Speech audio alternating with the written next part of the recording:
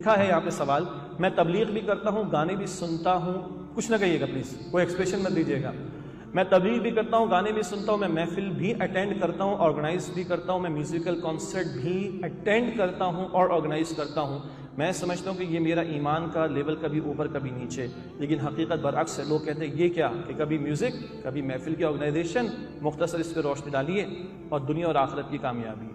सबसे पहले जिसका भी सवाल है, मैं अप्रिशिएट करूंगा कि आपको अल्लाह ने हिम्मत दी कि आपने इस कैफियत के बारे में पूछा है। अल्लाह आपको जज़ाए खैर अता फरमाए।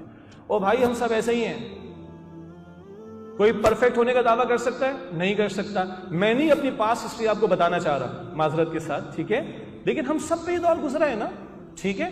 तो ये कोई बड़ा मसला नहीं। बहुत प्यारी बात है कि आप एडमिट कर रहे हैं कि मुझसे गलती हो रही है और आप कुछ तो खैर की तरफ आ रहे हैं। इंशाल्लाह ये खैर पर रहना और आगे बढ़ना आपको दूसरे वाले पहलू से